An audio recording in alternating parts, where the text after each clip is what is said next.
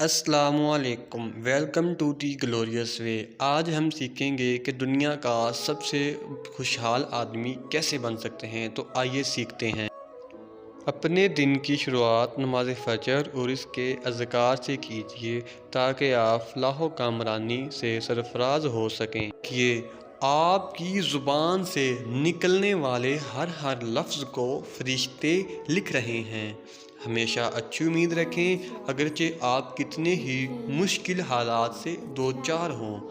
انگلیوں کی خوبصورتی اس کے ذریعے تسبیح کرنے میں ہے۔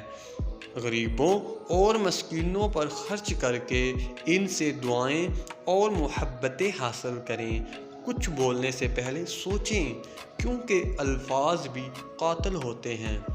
مظلوم کی بد دعا اور محروم کے آنسوؤں سے بچیے۔ آپ خود اپنے گھر والوں کو صحیح راستے پر رکھنے کا ذریعہ بنیں۔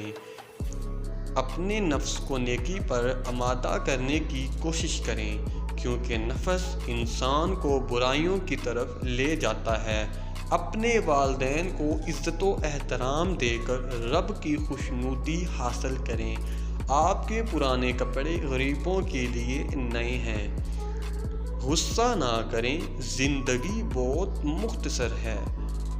یاد رکھو تمہارے ساتھ وہ ذات ہے جو سب سے زیادہ غنی اور طاقتور ہے۔ گناہ کی وجہ سے دعا کرنا بند مت کرو۔ پرسکون زندگی گزارنا چاہتے ہو تو بدگمانیوں سے بچو۔